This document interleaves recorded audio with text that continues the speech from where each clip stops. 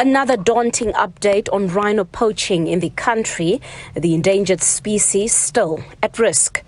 But it seems KwaZulu-Natal is now the epicenter of rhino poaching. In the first 6 months of 2023, 231 rhino were killed in our country. These figures represent an 11% decrease compared with the same period last year.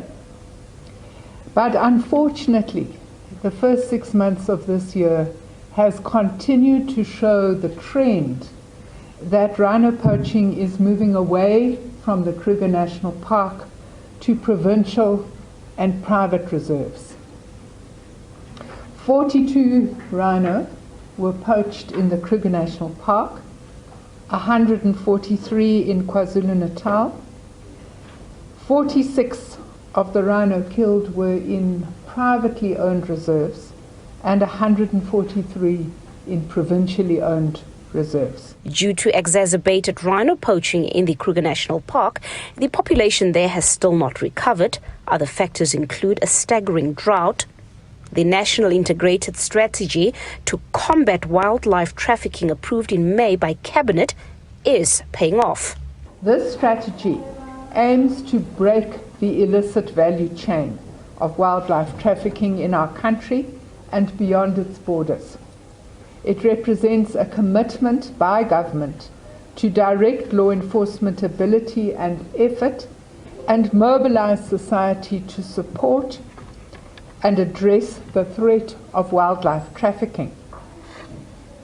Although currently our main focus is rhino, the strategy also aims to address the illegal trade and poaching of other species that are threatened and trafficked, like abalone and of course pangolin.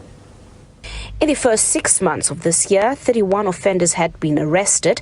Several rangers have also been caught colluding with poachers, but there has been improved efforts to build morality and integrity among rangers. The problem is socio-economic, primarily, according to our research. And one of the things that we discovered is that our rangers, as they live within communities with some of these criminals, are often susceptible to bribes or susceptible to threats, or a combination of both.